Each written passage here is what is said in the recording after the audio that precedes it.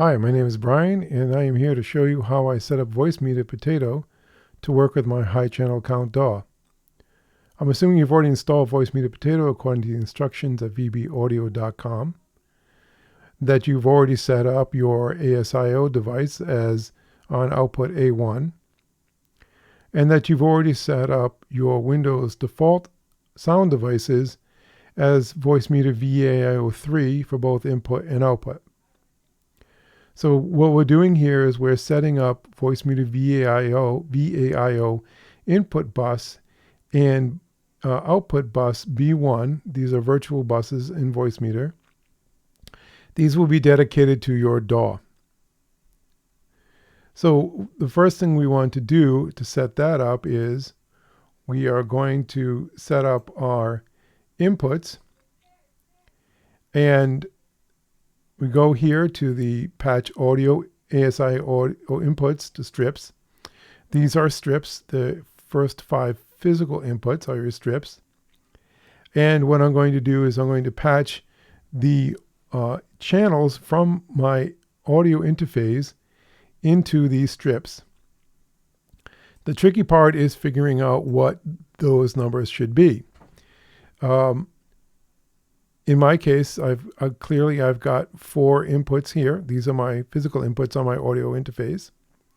And then I've got 8 more interfaces here because I have a DP8 ADAT-IO device connected to one of the ADAT inputs and outputs on my Quantum 2. So these are 1 through 4. Now what's missing here is that 5, there is actually in inputs 5 and 6, which are the SPDIF inputs. So 5 and 6 are something I don't use. I skipped that. My first ADAT input is 7, and my last ADAT input is 14. So you have to be careful about how you're mapping the channels. Sometimes you will have to, say, look in the manual, or in my case, I just tried a few things until I found what worked.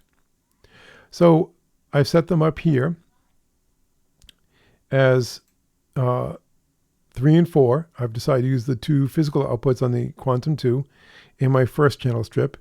And then for strips 2 through 5, I've just mapped the ADAT interfaces, the ADAT inputs from 1 to 8 in stereo pairs. So now that I've got that set up for my inputs, I want to set up the output bus that is going to go to my DAW. It's going to show up as the input in my DAW. So first thing I do is I set that up in to composite mode, and then I'm going to patch the inputs I just defined into the outputs of that particular bus, and you do that by clicking on here and selecting the input you want. So in my case, you can only pick 8. I've decided to pick the 8 ADAT inputs I've defined up in here. If you can use any of the inputs you want. There are obviously 5 stereo inputs, 3 virtual inputs, each with 8 channels. The other option you have is what's called bus channel. So normally in normal mode, this is going to be, these are summing mixers. So every channel going in on channel 1 to the output would be summed together, and the same thing with channel 2 and so on to channel 8.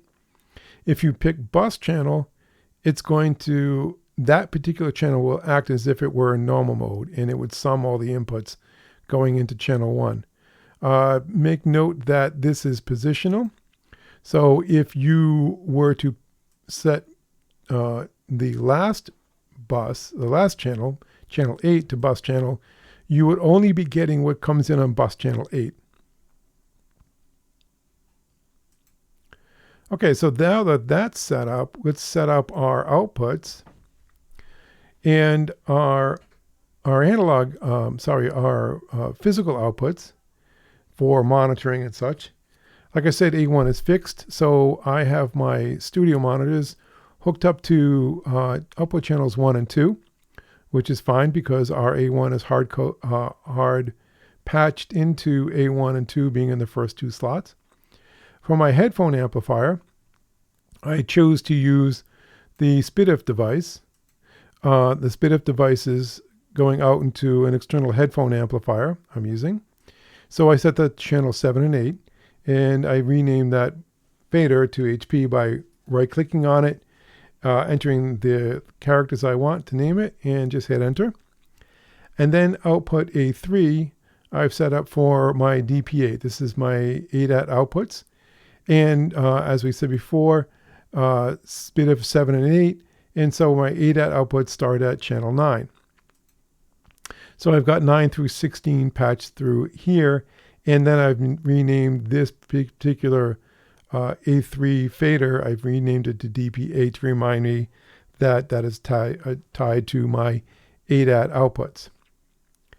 So that's how I've configured my DAW for inputs and outputs.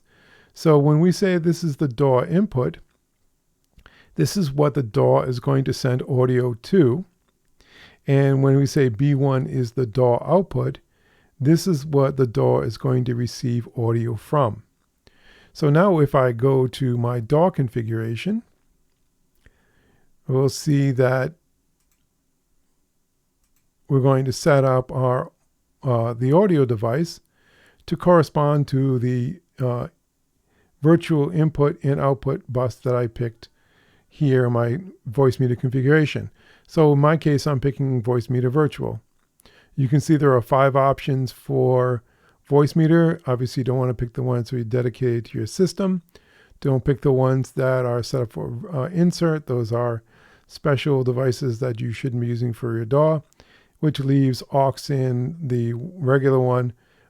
So it depends on which one you set that up, but I picked my virtual one. So now, though, what's left is to simply map in the particular channels into your DAW. And I think the easiest way to do this is just not overthink it. Your patching of your inputs, of your audio interface to your inputs actually happens in VoiceMeeter Potato. And so what you should do here is just simply set up the appropriate number of stereo pairs and mono inputs that you want for both inputs and outputs, as I did here. You can see you've got 8 inputs and 8 outputs. And then, you know, if you want to switch which device or channel, physical channel it's actually connected to, you would do that here in VoiceMeeter Potato.